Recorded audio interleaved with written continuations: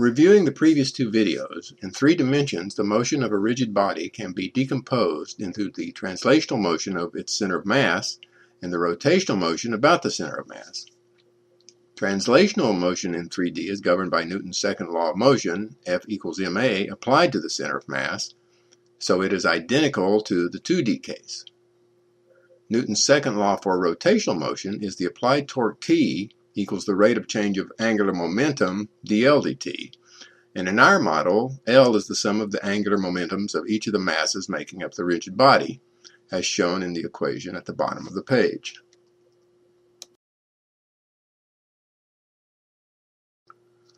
In the previous video, we derived an expression for the angular momentum of our model of a rigid body about its center of mass. And that is the angular momentum L equals the moment of inertia matrix M times the angular rate omega. Newton's second law of rotational motion is T equals dl dt, and we now need to evaluate dl dt. And since Newton's laws only apply in an inertial frame, we need to evaluate dl dt in the inertial or I frame. The product rule gives us an expression for dl dt. But in the I frame, M is constantly changing, and we can't differentiate it. The solution is to calculate dl dt in the body frame, where M is constant, and then to use that result to determine dl dt in the I frame. In the body frame, dl dt equals M times d omega dt.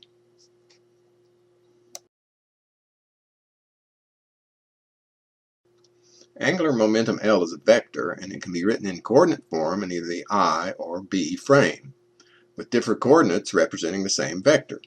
However, the derivative of L taken in the inertial frame is not the same as the derivative of L taken in the body frame, because the body frame can be rotating relative to the inertial frame. We're now assuming that the two frames are co-located, that is, they have the same origin. The relationship between the derivatives of a vector in two frames when one is rotating with respect to the other is given in equation 1. Equation 2 is equation 1 applied to our case, and it reads, the derivative of L in the I frame equals the derivative of L in the B frame plus omega cross L. If L is stationary in the B frame, then its velocity in the I frame is omega cross L.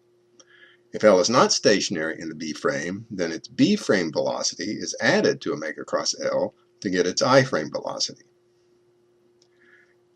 Expanding equation 2, we have equation 3, and this equation can be multiplied out, resulting in 3 linear equations and 3 unknowns, and solve for d omega dt.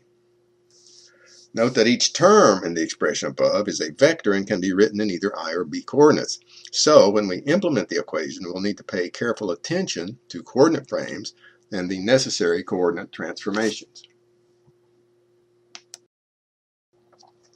However, rather than multiplying out the full matrix equation, in our airplane simulator, we will assume that the airplane's moment of inertia matrix is diagonal.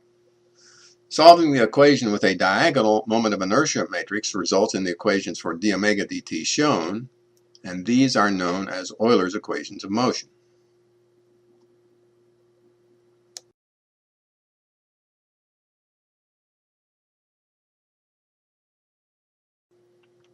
The assignment is to modify the airplane simulator created for the Quaternion video to use Euler's equations for rotational motion.